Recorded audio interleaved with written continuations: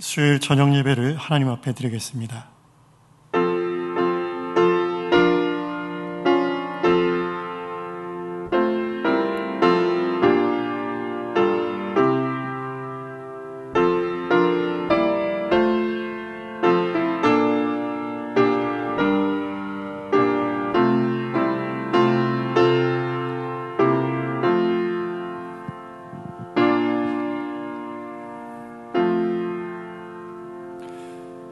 은혜가 풍성하신 아버지 하나님 감사합니다.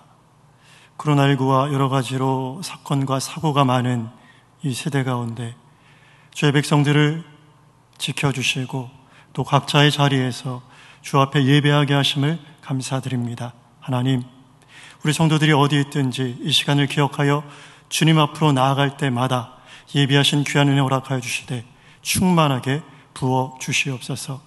회복과 부흥이 있는 귀한 예배되어지기 원합니다.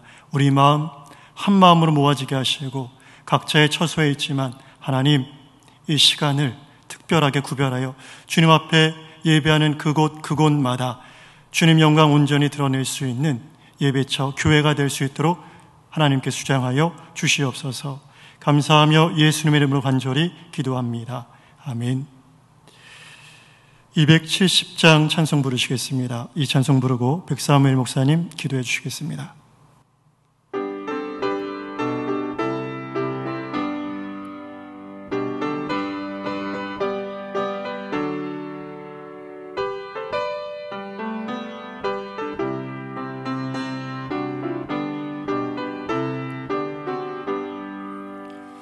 편찮은 주님의 사랑과 거룩한 보혈의 공로를 우리 다 찬양을 합시다. 주님을 만나볼 때까지 예수는 우리를 깨끗게 하시는 주시니 그의 피 우리를 눈보다 더 희게 하셨네. 우리를 깨끗게 함기는 무궁한 생명의 무리새 생명의 구원을 받은 자 하나님 찬양을 합시다.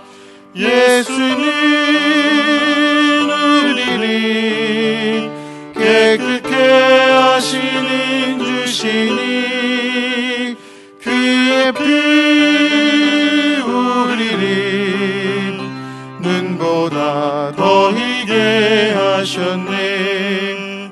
주님의 거룩한 보혈을 날마다 입으로 간증해 담대히 싸우며 나가세. 천국에 들어갈 때까지 예수는 우리를 깨끗게 하시는 주시니 그의 피 우리를 눈보다 더 희게 하셨네. 십자가 단단히 붙잡고 날마다 이기며 나가세. 머리에 멸류관 쓰고서 주 앞에 찬양할 때까지 예수는 우리를 깨끗게 하시는 주시니 그의 피 우리를 눈보다 더 희게 하셨네.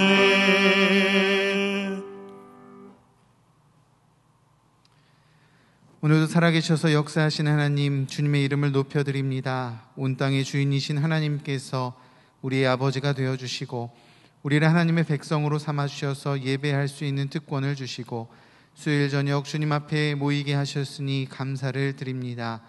이 시간 어디에나 계시는 하나님께서 우리를 주장하여 주시고 성령으로 충만하게 하여 주심으로 성전에서나 집에서나 또 온라인으로 하나님 앞에 모인 우리 모두를 하나로 묶어주시고 한 마음으로 예배드릴 수 있도록 우리를 인도하여 주시옵소서. 하나님께 예배드림으로 다시금 우리의 신앙이 주님을 향한 열정이 타오르게 하시고 어려운 상황 속에서도 그리스도의 모습으로 세상 사람들에게 하나님의 사랑을 전하는 우리 모두가 되게 하여 주시옵소서. 특별히 강서교회를 지키시고 보호하시는 하나님, 질병과 사고로 신음하고 있는 성도들을 신유의 손길로 어루만져 주시고 환경 때문에 물질 때문에 고민하는 성도들에게 길을 열어 주시옵소서. 모든 마음의 고민과 기도의 제목을 아시는 하나님께서 이 시간 예배드리며 하나님의 뜻을 구할 때 한 사람 한 사람에게 말씀하시고 선하게 인도하여 주시옵소서.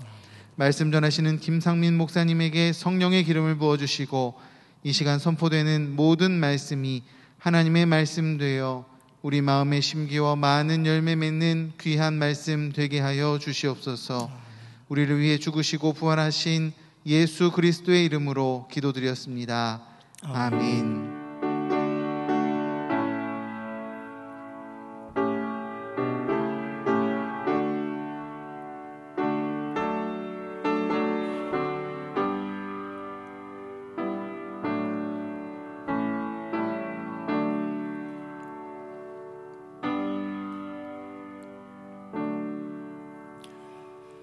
오늘 보실 하나님의 말씀은 호세아 2장 14절에서 23절까지의 말씀입니다. 구약성경 제 성경으로는 1258페이지에 있습니다. 호세아 2장 14절로 23절까지의 말씀을 우리가 교독해서 보겠습니다. 그러므로 보라, 내가 그를 타일러 거친 들로 데리고 가서 말로 위로하고 거기서 비로소 그의 포도원을 그에게 주고 아골 골짜기로 소망의 문을 삼아주리니 그가 거기서 응대하기를 어렸을 때와 애굽 땅에서 올라오던 날과 같이 하리라. 여호와께서 이르시되 그날에 내가 나를 내 남편이라 일컫고 다시는 내 바알이라 일컫지 아니하리라. 내가 바알들의 이름을 그의 입에서 제거하여 다시는 그의 이름을 기억하여 부르는 일이 없게 하리라. 그날에는 내가 그들을 위하여 들짐승과 공중의 새와 땅의 곤충과 더불어 언약을 맺으며 또 이 땅에서 활과 칼을 꺾어 전쟁을 없이 하고 그들로 평안히 눕게 하리라. 내가 내게 장가들어 영원히 살되 공의와 정의와 은총과 긍휼이 여김으로 내게 장가들며 진실함으로 내게 장가들리니 내가 여호와를 알리라. 여호와께서 이르시되 그날에 내가 응답하리라. 나는 하늘에 응답하고 하늘은 땅에 응답하고 땅은 곡식과 포도주와 기름에 응답하고 또 이것들은 이스라엘에 응답하리라. 내가 나를 위하여 그를 이 땅에 심고 긍휼히 여김을 받지 못하였던 자를 긍휼히 여기며 내 백성 아니었던 자에게 향하여 이르기를 너는 내 백성이라 하리니 그들은 이르기를 주는 내 하나님이시라 하리라 하시니라. 아멘. 하나님의 은혜와 평강이 함께 하시기를 주님의 이름으로 축복합니다. 오늘 말씀의 제목은 광야로 돌아가자라는 말씀의 제목으로 우리가 함께 은혜를 나누도록 하겠습니다. 우리가 성경을 보면요, 시대는 다르지만 비슷한 역할을 감당했던 인물들을 찾아볼 수가 있습니다. 대표적인 예로 호세아 그리고 예레미야 선지자를 들 수 있는데 이 두 사람이 활동했던 활동 시기 그리고 활동했던 무대는 각각 다릅니다.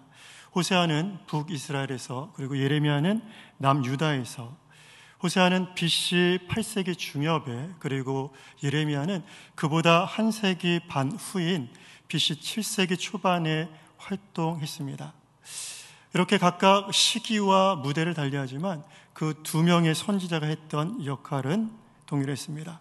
각각 호세아는 북이스라엘에 그리고 예레미야는 남유다의 몰락과 멸망을 예언하는 그 역할을 감당했던 선지자들이었습니다. 오늘은 이 두 사람 중에 호세아 그리고 북이스라엘에 관한 이야기를 우리가 나누도록 하겠습니다. 오늘 설교 본문은 2장 14절로 23절까지지만 오늘 다루고자 하는 내용은 호세아 1장과 2장 전체의 내용을 다루고자 합니다. 호세아 당시 북이스라엘은 그 어느 때보다 풍요롭고 화려한 시대를 보내고 있었습니다. 소위 말하는 북이스라엘의 황금기를 보내고 있었습니다. 그런데 이런 황금기를 지내고 있었던 북이스라엘에 느닷없이 왜 호세아 선지자는 그들에게 임박한 몰락과 그리고 파멸, 멸망을 예언하게 되었을까요? 이것은 우리가 먼저 호세아 당시의 북이스라엘의 여러 상황, 여러 배경을 살펴보면 쉽게 알 수 있는데요. 세 가지 영역을 먼저 우리가 살펴보고자 합니다. 정치, 사회, 종교, 이렇게 세 가지 영역을 살펴볼 때 먼저 정치적인 영역을 말씀드리겠습니다. 호세아 선지자가 있었을 당시 여로보암 2세가 있었는데요. 이 여로보암 2세가 죽고 나서 약 14년간 5명이 이 왕위가 바뀌게 됩니다. 그야말로 혼돈의 시대를 보냈던 것이죠. 14년 동안 왕이 5번이나 바뀌었다는 것입니다. 그리고 이 5왕 중에 3명의 왕은 무력으로 그 왕위를 찬탈했습니다. 우리가 잘 아시는 대로 쿠데타라고 이야기할 수 있죠. 합법적이지 못한 방법으로 그 왕권을 손에 쥐게 되었고, 그리고 그렇게 세워진 왕들은 자신의 그 왕권을 지키기 위해서 했던 일들이 무엇이냐? 이방 나라들과 동맹을 맺고 그리고 조공을 바쳐가면서 자신들의 왕권을 유지하려고 했습니다. 하나님 앞에 나아가 하나님께 주신 그 왕권, 그 왕위를 어떻게 치리하며 어떻게 행세하며 나가야 될지를 여쭙던 것이 아니라 자신의 방법대로, 소위 인간적인 방법대로 권력과 결탁하고 또 자신이 이용할 수 있는 그 권력들을 이용해 가면서 그 왕권들을 유지하려고 했습니다. 이렇게 정치적인 상황, 왕들부터 폭력적이고 불법적인 방법, 그리고 불신앙으로 하나님 앞에 온전히 세워지지 못했던 것들이 바로 북이스라엘의 정치적인 상황입니다. 전반적인 사회적인 상황은 소수의 권력 있는 자들, 그리고 정치가 소위 말하는 그리고 부호들, 재력가들이 밀접하게 긴밀하게 유착해 있었습니다. 그래서 자신들의 이익을 위해서 여러 가지 불법을 행했고, 특별히 가난한 자들의 재산을 착취했습니다. 법관들은 뇌물을 받고 그들의 판결을 굽게 했습니다. 그리고 그렇게 부당하게 벌어들인 수입으로 향락과 쾌락의 삶으로 점점 더 빠져들었습니다. 두말할 것 없이 약자 계층의 경제적인 상황은 더욱더 궁핍해졌습니다. 마지막으로 북이스라엘의 종교적인 상황을 살펴보겠습니다. 이 종교적으로 소위 말하는 종교 형식주의가 그들 가운데 자리 잡고 있었습니다. 종교적으로는 열심이었지만 사회적으로 나아가 그들은 윤리적인 생활과는 분리된 삶을 살고 있었습니다. 나와서 교회에서는 신앙인처럼 보여지는 모습이었지만 세상에 나아가서는 세상 사람들과는 구별되지 못했던, 종교가 다만 형식이었던 종교 형식주의에 빠져 있었고, 또 여호와만 온전히 섬겼던 것이 아니라 혼합주의, 종교 혼합주의, 여호와와 바알과 아세라, 이방신을 겸하여 섬겼던, 정말 상상할 수 없었던 그들의 현실이었습니다. 대표적으로 종교 지도자들은 더 부패했습니다. 그리고 역설적이게 이 호세아 시대에 정치적, 사법적으로 불법을 행하고 가난한 사람을 착취했던 권력자들은 종교적으로 대단한 열심을 가졌던 사람들이었습니다. 이렇게 제가 초반에 밝혔던 것처럼 북이스라엘은 황금기를 구가하고 있었다고 말씀드렸습니다. 외적으로는 건실해 보였지만 내적으로는 모두가 부패한, 온전치 못한 것이 바로 북이스라엘의 모습이었습니다. 이렇게 부패했던 북이스라엘에 호세아를 통해 하나님께서는 심판을 선언하십니다. 잘 아시지만 구체적인 심판의 내용은 호세아의 세 자녀들의 이름을 통해 정확하게 드러납니다. 먼저 호세아 1장 4절의 말씀을 제가 봉독하겠습니다. 여호와께서 호세아에게 이르시되 그의 이름을 이스르엘이라 하라. 조금 후에 내가 이스라엘의 피를 예후의 집에 갚으며 이스라엘 족속의 나라를 폐할 것임이니라. 1장 6절의 말씀을 또 읽겠습니다. 고멜이 또 임신하여 딸을 낳음에 여호와께서 호세아에게 이르시되 그의 이름을 로루아마라 하라. 내가 다시는 이스라엘 족속을 긍휼히 여겨서 용서하지 않을 것임이니라. 1장 9절의 말씀입니다. 여호와께서 이르시되 그의 이름을 로암미라 하라. 너희는 내 백성이 아니요 나는 너희 하나님이 되지 아니할 것임이니라. 아멘. 이렇게 하나님께서는 호세아의 세 자녀의 이름을 통해 북이스라엘에 닥칠 미래에 대해서, 심판에 대해서 나타내십니다. 먼저 첫째 아들 이스르엘이라는 이름, 이 이스르엘은 지명입니다. 이 이스라엘에서 일어났던 일이 무엇이었느냐? 바로 아합 왕족이 멸족을 당한 일이었습니다. 왕과 왕족들의 피로 물든 심판의 장소로 이스르엘이라는 이름으로 호세아의 첫째 아들을 이름하게 하였고, 바로 이 왕족이 파멸된 것을 통해서 장차 북이스라엘의 왕조 그리고 왕국이 멸망할 것이다 라는 것을 상징적으로 나타내 주셨습니다. 둘째 딸 이름은 로루아마였습니다. 바로 히브리어 로와 루아마가 합성된 단어인데요, 이 루아마라는 뜻은 긍휼히 여긴다라는 뜻입니다. 그리고 이 로라는 뜻은 부정부사입니다. 곧 아니라는 뜻입니다. 루아마, 더 이상 긍휼히 여기지 않겠다라는 말씀입니다.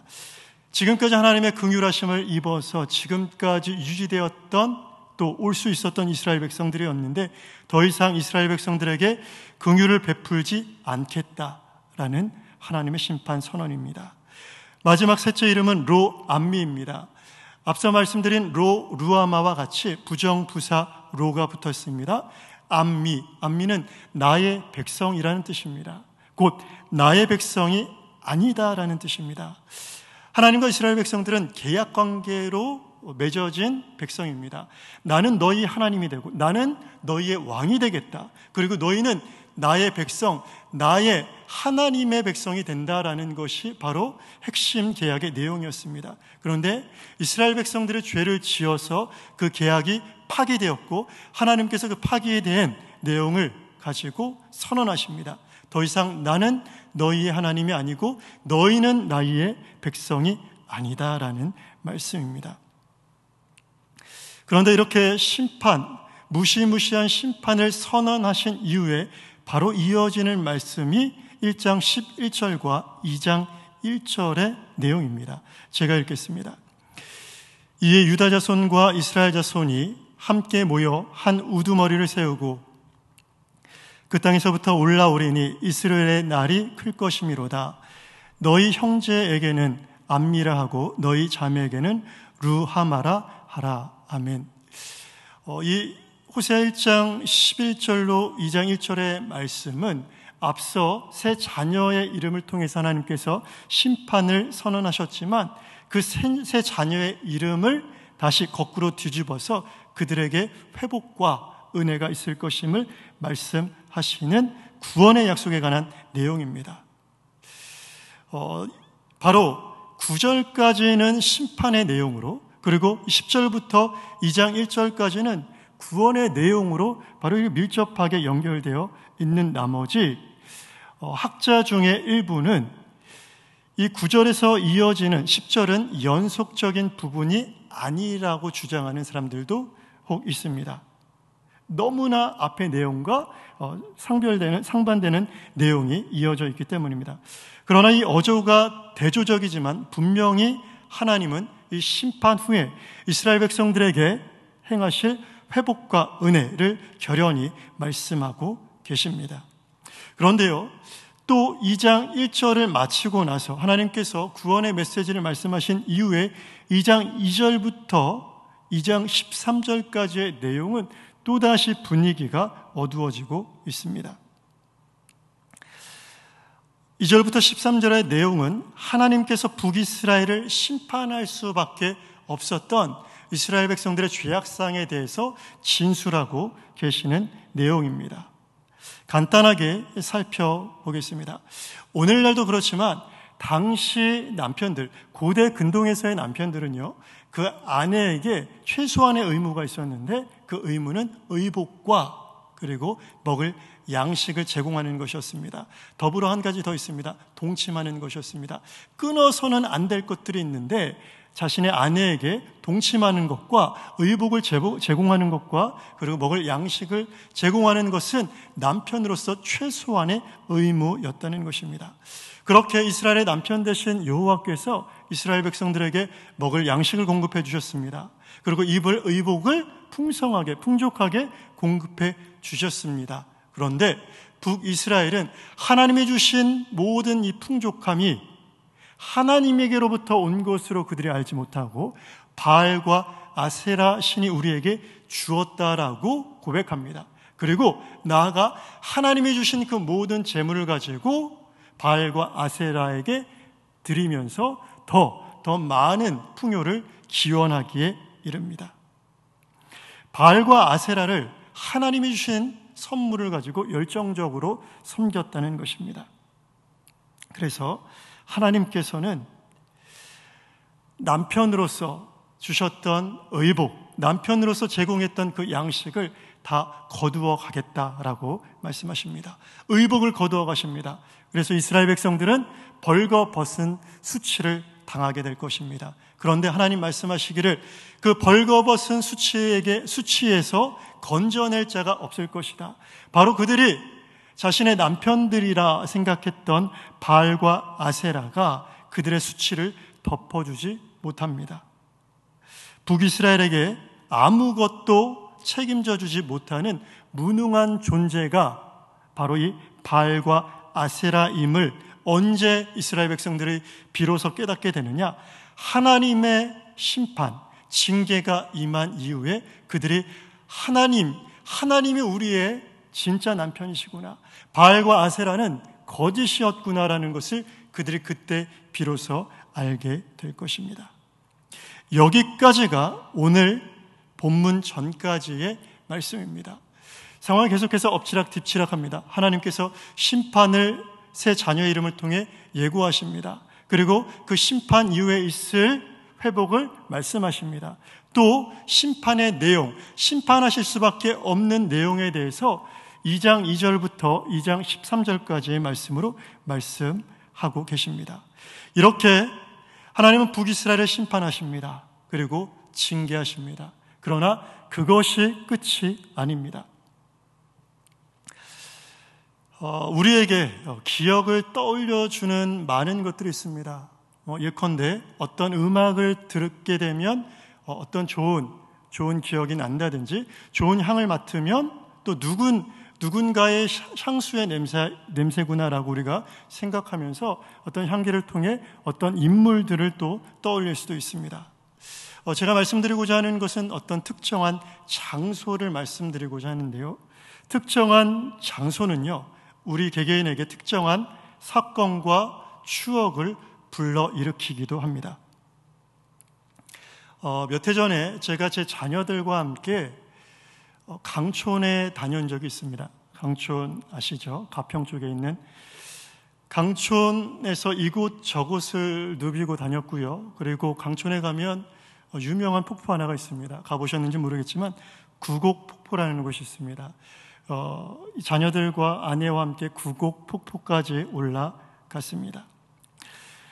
저희 두 자녀들에겐 다소 지루한 산행이었고 또 평범한 폭포였는지는 모르겠지만 아내와 제게는 특별한 장소고 또 특별한 시간이었습니다. 왜냐?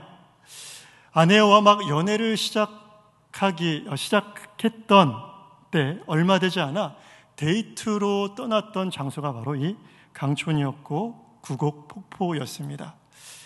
정확하게는 2007년도였습니다. 지금부터 시간이 많이 흘렀는데요. 정확히 14년 전이지만 그때 풍경의 곳곳이 눈에 닿을 때마다 그때 아내와 연애했던, 처음 만나서 데이트했던 그 시간들, 그리고 자전거를 함께 타고 그곳을 누볐던 기억들이 새록새록 떠올랐습니다. 지금은 없어진 경춘선 무궁화호를 타고 북한강 곁을 누비던 기억들이 어제 일처럼 스쳐갔습니다. 그때는 제가 차가 없었습니다. 차가 없어서 대중교통을 타야 했고 돈이 없어서 데이트하는 것이 부담스러웠습니다. 그리고 만날 때면 이 주머니 사정을 보면서 그에 맞는 먹거리를 찾는 것이 저희의 일이었습니다. 지금 보면요, 참 궁상 맞기도 하고 고생도 많이 했지만 그렇게 행복해도 될까 싶을 정도로 행복했던 시간들이었습니다. 물론 지금도 행복합니다. 오늘 본문에서 하나님은 저와 같이 과거 자신의 뜨거웠던 데이트 장소로 아내인 북이스라엘을 데리고 가겠다고 하십니다. 본문 말씀 14절의 말씀입니다. 제가 읽겠습니다. 그러므로 보라, 내가 그를 타일러 거친 들로 데리고 가서 말로 위로하고 라고 말씀하고 있습니다. 내가 그를 타일러 거친 들로 데리고 가서, 여기서 거친 들이라고 우리가 지금 보고 있지만 이 단어는 다른 구약의 본문들에서는 광야라고 번역되는 단어입니다. 광야로 그를, 내 아내인 북이스라엘을 광야로 데리고 가겠다라고 하나님 말씀하십니다.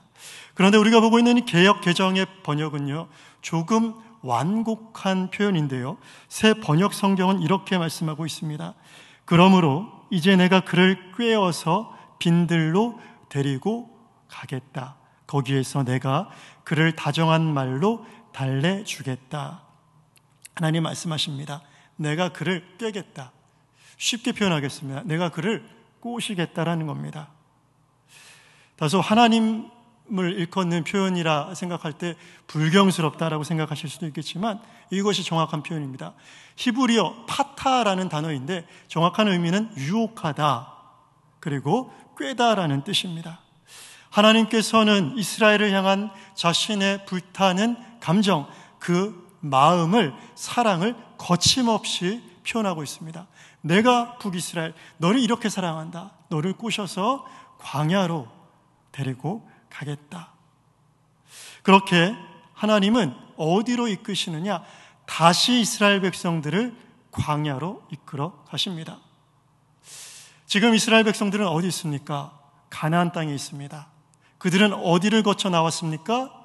광야를 거쳐 나왔습니다. 어디에서 왔습니까? 애굽에서 나왔습니다.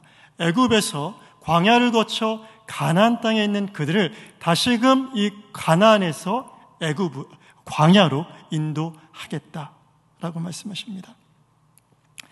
그렇게 하나님은 다시 광야로 그들을 인도하려고 하십니다. 출애굽 이후 광야 시절, 그 광야 시절에는요, 하나님과 이스라엘 백성 사이에 어떠한 신도 존재하지 않았고 어떠한 존재도 하나님과 이스라엘 백성들 사이에 낄 수 없었습니다. 그곳 광야에선 오직 여호와만을 의지했습니다. 아니, 여호와 하나님만을 의지해야만 했습니다. 왜입니까? 하나님이 주신 만나를 매일 아침 먹었고요, 하나님이 주시는 물을 마셔야만 했고 하나님의 인도를 따라 매일 걸어갔습니다. 하나님 없이는 먹을 수도 마실 수도 그리고 더 앞으로 전진할 수도 없었던 곳이 바로 광야였습니다. 광야는 하나님 없이는 살 수 없었던 곳이었습니다. 이제 다시 하나님은 과거의 그 광야로 다시 이스라엘 백성들을 초대하고 계십니다. 과거 이스라엘과 인격적인 관계를 맺고 특별한 동행을 시작한 곳, 연애를 막 시작한 그 원점으로 복귀하고자 하시는 것입니다. 15절의 말씀, 오늘 본문 15절의 말씀입니다. 거기서 비로소 그의 포도원을 그에게 주고 아골골짜기로 소망의 문을 삼아 주리니 그가 거기서 응대하기를 어렸을 때와 애굽 땅에서 올라오던 날과 같이 하리라. 아멘. 15절 맨 마지막 부분입니다. 애굽 땅에서 올라오던 날, 바로 출애굽했던 그때의 시절을 하나님은 회상하고 계신 것입니다. 애굽에서의 탈출을 첫 번째를 출애굽이라고 우리가 보통 이야기합니다. 그런데 이제는 하나님께서 가나안 땅의 바알 문화와 세속 문화에 젖어 있는 이스라엘 백성들을 출가나안시키고자 하시는 것입니다. 제2의 출애굽입니다. 다시 말씀드리겠습니다. 하나님께서 이스라엘 백성들을 애굽 가운데서 광야로 빼내셨습니다. 그리고 가나안으로 인도해 주셨습니다. 그런데 지금 있는 가나안에서 이스라엘 백성들은 바알과 아세라 그리고 이방 우상 문화와 더불어 세상의 물질 문화에 젖어 하나님을 잊고 있습니다. 이제 그 세상으로부터 이방의 우상 문화, 물질로부터 이스라엘 백성들을 다시 한번 구원해 내십니다. 이것이 바로 제2의 출애굽입니다. 결국 하나님께서 이스라엘 백성들을 징계하시고 이스라엘에게 주셨던 모든 것들을 거두어 가셨고, 그리고 그들을 철저하게 심판하신 이유는 그들을 파멸하고 멸망시키기 위한 것이 아니라 다시 한번 하나님께서 하나님을 처음 만났었던 그 신앙으로 돌이키게 하고자 하시는 하나님의 은혜의 섭리였습니다. 바로 심판 자체가 목적과 끝이 아닌 회복과 새로운 출발이 그들에게 주시고자 하신 최종 목적지였습니다. 그리고 그날 광야로 돌아와 첫사랑을 회복한 그날 16절로 17절의 말씀을 제가 읽겠습니다. 여호와께서 이르시되 그날에 내가 나를 내 남편이라 일컫고 다시는 내 바알이라 일컫지 아니하리라. 내가 바알들의 이름을 그의 입에서 제거하여 다시는 그의 이름을 기억하여 부르는 일이 없게 하리라. 하나님, 본 남편이신 하나님께서 우상의 이름, 정부의 이름인 바알과 아세라 그 이름을 네 입술에 오르지도 못하도록 내가 그 입술에서 바알을 제거하겠다. 바알의 이름을 제거하겠다라고 말씀하십니다. 그리고 19절로 20절의 말씀입니다. 내가 내게 장가들어 영원히 살되 공의와 정의와 은총과 긍휼이 여김으로 내게 장가들며 진실함으로 내게 장가들리니 내가 여호와를 알리라. 아멘. 이제 하나님께서 한 남자로서 한 여인이 되는 북이스라엘에게 장가를 들겠다라고 말씀하십니다. 한 남자가 한 여인에게 장가를 드는데 고대 근동에서는 그냥 빈손으로 여자에게 가는 법은 없었습니다. 꼭 필요한 것이 있었습니다. 바로 결혼 지참금이었습니다. 하나님은 이제 결혼 지참금을 가지고 장가를 드시는데 그 결혼 지참금의 내용은 이렇습니다. 내가 내게 장가들어 영원히 살되 공의와 정의와 은총과 긍휼이 여김으로 내게 장가들며 진실함으로 내게 장가들겠다라고 말씀하십니다. 하나님이 이스라엘 백성들에게 주시는 결혼 지참금은 무엇이냐? 바로 공의, 정의, 은총, 긍휼, 그리고 진실함입니다. 이 5가지 요소는 무엇이냐? 바로 하나님 자신의 속성이고 성품입니다. 하나님은 하나님 자신을 선물로 이스라엘 백성들에게 주시겠다라고 말씀하고 계신 것입니다.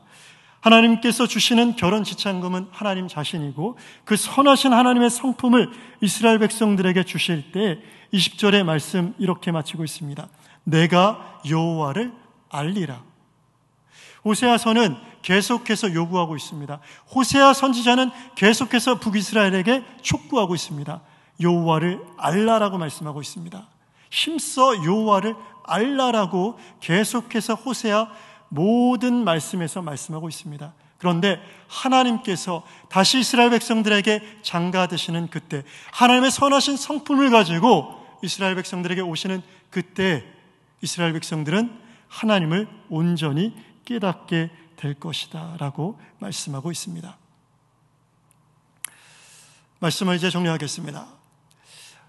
당시 율법에서 남편을 버리고 떠난 아내를요 긍휼의 대상으로 절대 보지 않습니다. 남편을 버리고 다른 남자를 따라 나선 여자, 그 여자에게 내려지는 것 무엇입니까? 처벌입니다. 징계입니다. 그 여인은 처벌과 징계의 대상이고 더 구체적으로는 사형에 해당하는 형벌을 받아야만 하는 여인이 바로 북이스라엘이었고, 호세아의 말씀으로 하자면 고멜이었고, 오늘날로 하자면 바로 여기 있는 저와 우리 성도님들입니다. 우리는 긍휼의 대상이 아닙니다. 우리는 징계와 처벌, 심판과 파멸의 대상, 그리고 궁극적으로는 죽음의 대상입니다. 그러나 하나님은 우리를 어떻게 여겨주셨습니까? 긍휼히 여김받지 못할 우리를, 루아마일 수밖에 없는 우리를 루아마로 불러주셨습니다. 긍휼히 여겨주셨습니다. 그것은 우리에게 기인한 것이 아니라 하나님 자신의 선하신 성품에 기인한 은혜입니다. 그런 아내를 긍휼의 대상으로, 또 용서의 대상으로, 그리고 사랑의 대상으로 바라보시는 분이 바로 우리 아버지 하나님이십니다. 우리는 보통 젖과 꿀이 흐르는 가나안을 추구하며 살고 있습니다. 물론 저 역시 광야보다는 가나안이 더 좋습니다. 육신의 필요를 넉넉하게 공급해주는 땅을 거부할 사람은 아무도 없습니다. 그런데 우리 사람은 육체를 가진 존재이면서 또한 육체 이상의 존재라는 것을 늘 기억해야 합니다. 못 먹고 못 입던 시절, 곧 광야로, 그래서 하나님을 찾을 수밖에 없었던 때로 우리의 외적인 환경을 완전히 후퇴시켜 버리자라고 말씀드리는 것이 아닙니다. 못 입고 못 먹어도 행복했던 그때의 마음, 그때의 심령을 우리 가운데 회복하고자 한다는 것입니다. 육체는 가나안에 있어도 정신은, 우리의 영혼만큼은 날마다 말씀 가운데 광야 중에 있어야 합니다. 날마다 우리의 마음이 이 광야를 향하지 않는다면 우리의 육체가 속한 가나안에 물들어서 우리도 모른 채로 날마다 바알과 아세라를, 그리고 물질과 성공을 추구하며 그리고 섬기며 살 수밖에 없습니다. 그것이 저와 우리 성도님들이 갖고 있는 연약함이고 죄의 쓴 뿌리이기 때문입니다. 광야에서 하나님이 주시는 만나 없이는, 또 하나님의 말씀 없이는 살 수 없었던 그 마음과 그 자세를 회복하자. 그리고 그 마음과 그 자세를 가지고 가나안에서 감사함으로 살자라는 것입니다. 만일 그 마음을 잃는다면 애굽에서 종살이하던 이스라엘 백성들, 똑같이 가나안에서 바알의 종살이하는 신세로 다만 무대가 변한 것밖에 되지 않습니다. 애굽에서는 바로의 종으로, 가나안에서는 바알과 물질의 종으로 산다는 것이죠. 하나님께서 이스라엘 백성들을 바로의 손에서 광야로 구원해 내셨습니다. 오늘 우리에게 필요한 것은 무엇입니까? 바로 가나안에서의 풍족함이 아니라 그 풍족함이 우리의 우상과 우리의 신이 되어 우리는 그것의 종이 되어 살고 있는 그 물질 문명 아래서 하나님은 다시 한번 우리를 구원하고자 하십니다. 오늘도 하나님의 말씀이 우리를 광야로 인도하십니다. 광야는 단지 가나안으로 가는 길이 아니었습니다.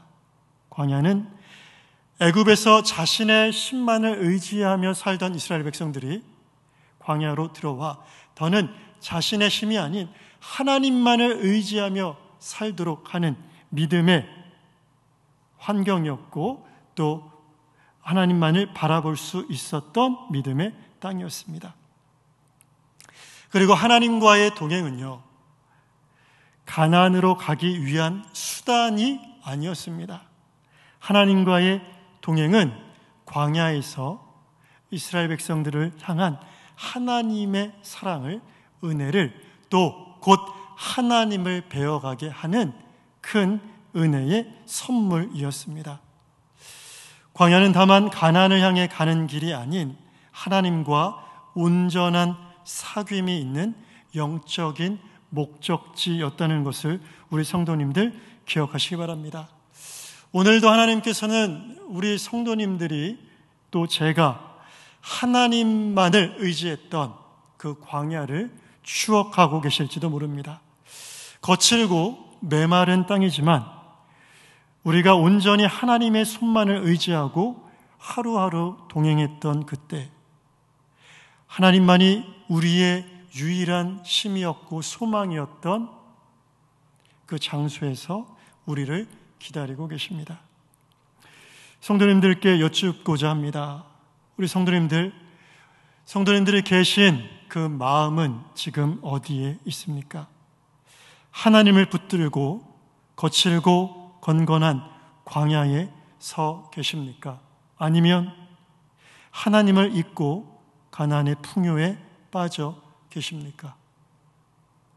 소원하기는 광야에서 날마다 하나님과 뜨겁게 연애하시는 복된 우리 성도님 되시기를 주의 이름으로 간절히 축복합니다. 기도하겠습니다.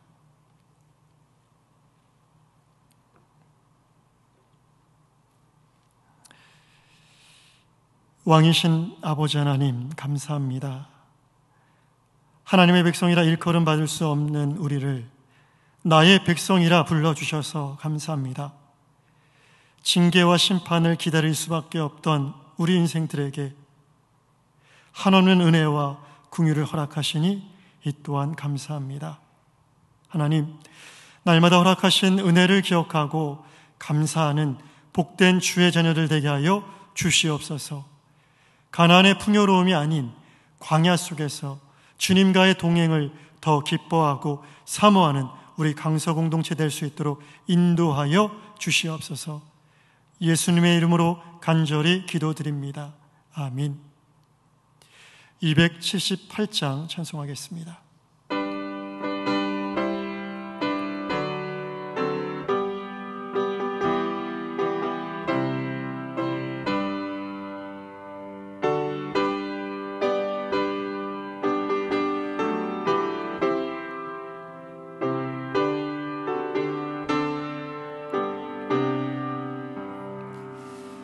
여러 해 동안 주 떠나 세상 연락을 즐기고 저 흉악한 죄에 빠져서 주 은혜를 잊었네. 오 사랑의 예수님, 내 맘을 공유합니다. 곧 들어와 나와 함께하며 내 생명이 되소서. 죄악의 죽을 인생을 심히 불쌍히 여기사 저 하늘의 영광 버리고 이 세상에 오셨네. 오 사랑의 예수님, 내 맘을 공유합니다. 곧 들어와 나와 함께하며 내 생명이 되소서. 공포를 입은 구주는 가시멸류관 쓰시고 저 십자가 높이 가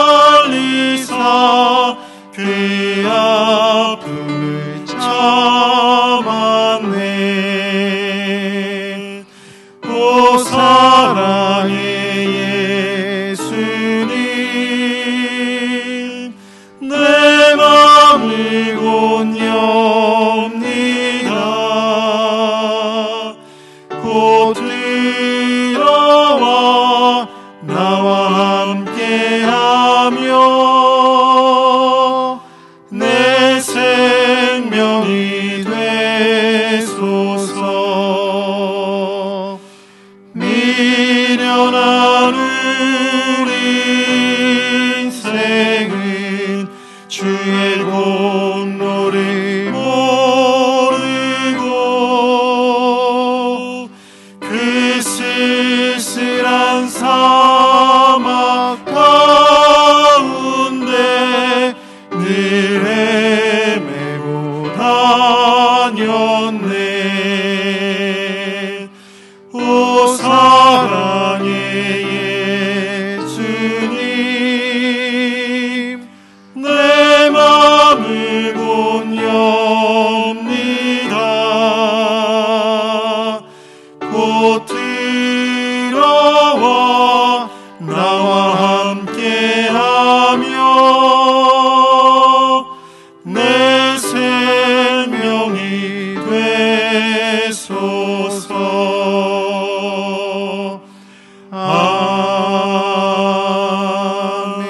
아멘. 기도하겠습니다. 하나님 아버지, 우리와 늘 동행하시는 귀한 은혜에 감사드립니다. 하나님의 자녀로 주의 자녀다운 삶을 살기 원하지만 연약하기에, 부족하기에 늘 주님 앞에 부끄러운 삶을 살고 있는 우리임을 고백합니다. 아버지 하나님, 우리 심령이 연약하지만 날마다 주께서 허락하시는 주의 말씀으로 강건케 하여 주시고 주님이 우리의 유일한 소망 되어 주시어 낭망하지 않고 오직 주님 바라보고 늘 승리하는 귀한 신앙의 삶을 살아갈 수 있도록 붙잡아 주시옵소서. 각 가정과 개인의 삶에 또 여러 가지 문제로 신음하는 주의 백성들 기억하여 주시고, 하나님께서 주를 찾는 주의 백성들 긍휼히 여겨주시고 찾아가 주시고 만나가 주시어 하나님께서 우리 하나님 되심을 목도하시는 귀한 우리 성도님들 될 수 있도록 인도하여 주시옵소서. 연일 좋지 않은 뉴스들과 안타까운 소식들로 우리의 마음이 무겁습니다. 코로나19로 인해 지치고 힘든 우리나라, 또 세계 열방을 긍휼히 여겨 주시고 이 일로 인하여 하나님을 찾고 더욱더 하나님께로 향하는 지혜 있는 주의 백성들로 주장하여 주시옵소서. 우리 강서교회 기억하여 주시되 속한 지체들 또 각 가정, 사업체 하나님 임재하여 주시어 친히 주께서 다스려 주시옵소서. 우리가 기도하고 있는 여러 가지 기도의 제목들이 있습니다. 주님 기억하여 주시고 무엇보다 함께 모여 하나님을 영원롭게 예배할 수 있는 그날 우리 가운데 속히 허락하여 주시옵소서. 우리의 생명 되신 예수님의 이름으로 간절히 기도합니다. 아멘. 하늘에 계신 우리 아버지, 아버지의 이름을 거룩하게 하시며 아버지의 나라가 오게 하시며 아버지의 뜻이 하늘에서와 같이 땅에서도 이루어지게 하소서. 오늘 우리에게 일용할 양식을 주시고 우리가 우리에게 잘못한 사람을 용서하여 준 것 같이 우리 죄를 용서하여 주시고 우리를 시험에 빠지지 않게 하시고 악에서 구하소서. 나라와 권능과 영광이 영원히 아버지의 것입니다. 아멘.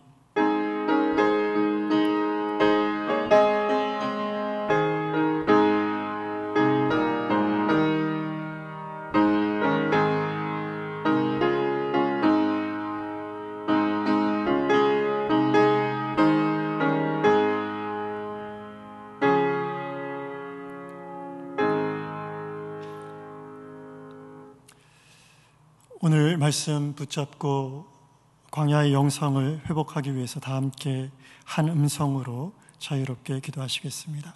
기도합니다.